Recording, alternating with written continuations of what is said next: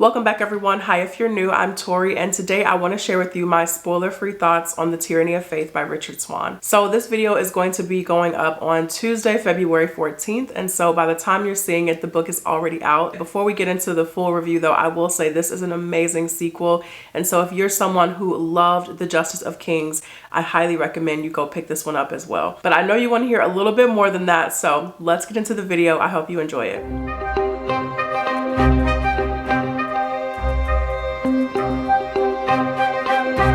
So The Tyranny of Faith is book 2 in the Empire of the Wolf trilogy. Book 1, of course, being The Justice of Kings, and this was my anticipated release for 2023. I have a few more, but this was definitely up there as being like in my top 3. I'm happy to say that I loved this book. It is a lot slower than The Justice of Kings. So if you already thought The Justice of Kings was a little bit too slow, you know, kind of dull in some places, this book is really going to put your patience to the test because it is slow. It picks up pretty immediately after The Justice of Kings. Like at the end of book 1, our characters, they had a destination in mind that they were about to start heading to, and so by the time we get to Tyranny of Faith, they are almost there. So like time has lapsed just for travel, but they're almost at their destination, and once they get there, things are a complete mess. The things that were happening in book 1 in terms of, you know, religion versus law and justice, and that battle that was about to start happening, a lot of that starts to become even more tense in book 2, and we really see it come to a head by the time our characters reach their destination. And so Von Valt, he is just in the middle of this extreme political and religious firestorm, and he's having to deal with that. And he's someone who already had a lot of power and a lot of authority in book 1, and in book 2 it is even heightened, and you're really having to see how he deals with that and how he handles a lot of those more ethical and moral issues in, you know, for someone of his standing. And like book 1, we're seeing all of this unfold through the eyes of his clerk and his apprentice, Helena. Tyranny of Faith, while I think it is an amazing sequel, in my opinion, it's not as good as The Justice of Kings. I think book 1 is perfect. I loved everything about it. Tyranny is a great sequel. It does everything a sequel needs to do. It doesn't have second book syndrome, anything like that. I think it acts as a perfect bridge between book 1 and book 3. And book 2 starts to bring in more of the fantastical elements to this story because this is a fantasy series. Book 1 to me didn't always feel like one, and book 1 I think was playing on a couple of different genres, so it felt like a detective mystery throughout most of the story, and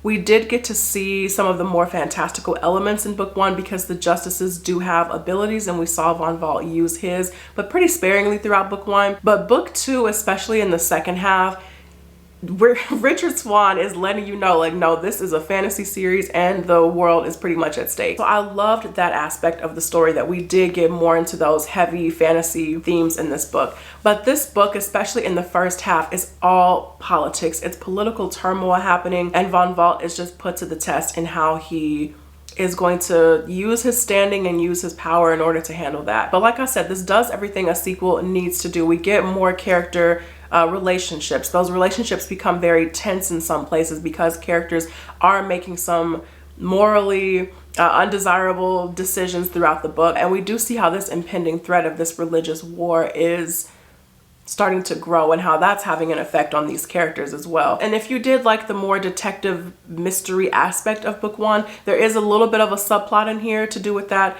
but for the most part, this is again a very heavily political book. And then in the second half, it becomes kind of like almost action-packed, very action-packed and full of those heavy fantasy elements that I think fantasy readers are really going to appreciate. But as far as the characters go, Helena continues to be an incredible narrator. I mentioned this in one of my reading update videos when I was about 50% into the book. Helena, she's telling the story from some future place long after the events of this trilogy have happened. And Helena, I think, is such a great narrator because she knows when to be more present in the story, when to pull back, when to let a scene just unfold. It's really good in that way. And also in this book, she talks to you a little bit more from the future. She will just straight up say, like, you know, reader, I wish I knew this at the time, or I wish I knew how bad things were going to get. And we did see her do that in book 1, but it's a little bit more frequent in this book, and she lets you know just how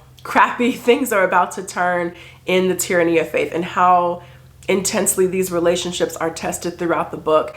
It's really good. And just again, her ability to know when to come into the story. There are some pages that go by where you don't see, it's in first person, and there are pages that go by where you don't see her mention herself. She doesn't say I at all, doesn't interrupt Von Vault in his conversation. She just lets the scene play out. In the second half though, Helena does really get her chance to shine and come to the forefront of the story that she's telling, because she's put in this situation where she has to take the lead and she has to be the one to make these decisions. The problems of religion and law just keep growing throughout the story. These conversations about who really deserves to be in control starts to grow. And we do see the characters, particularly one character on the religious side of the war, like start to slip more into this fanaticism and tap into these darker powers.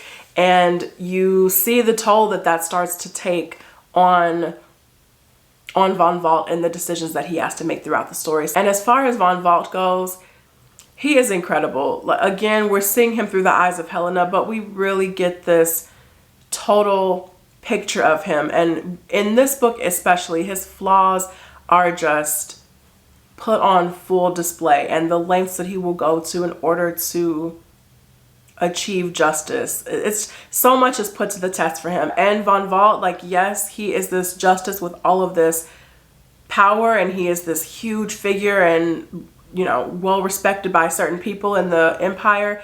But Tyranny of Faith really reminds you throughout the course of the story that Von Vault is also a man.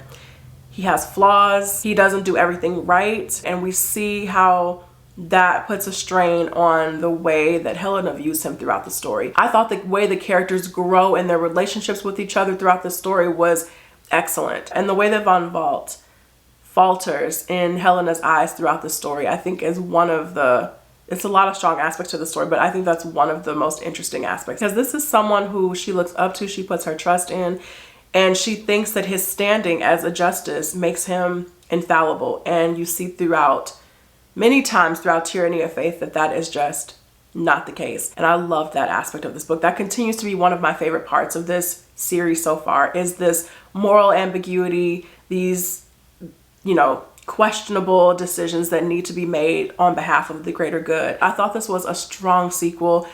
Again, not as great as Justice. And I think if you loved book one and you're excited for Tyranny, I think just go into it with some patience, because this does have a different flow, a different pacing to it than book one does. And I think it'll definitely test your patience around like the 50 to 70% mark. Overall, I loved it. I thought this was a great sequel. I am so excited for book 3. And if you're a fan of Justice of Kings, this is definitely one to go pick up or keep on your radar. So that is it from you guys. Thank you all so much for watching this video. I really appreciate it.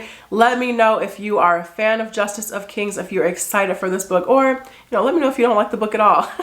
I want to hear about that too. I've had people in my comments like, no, I did not like the Justice of Kings, you know, which of course I always want to hear your opinion either way. So thank you again. I will see you guys in the next video. Take care.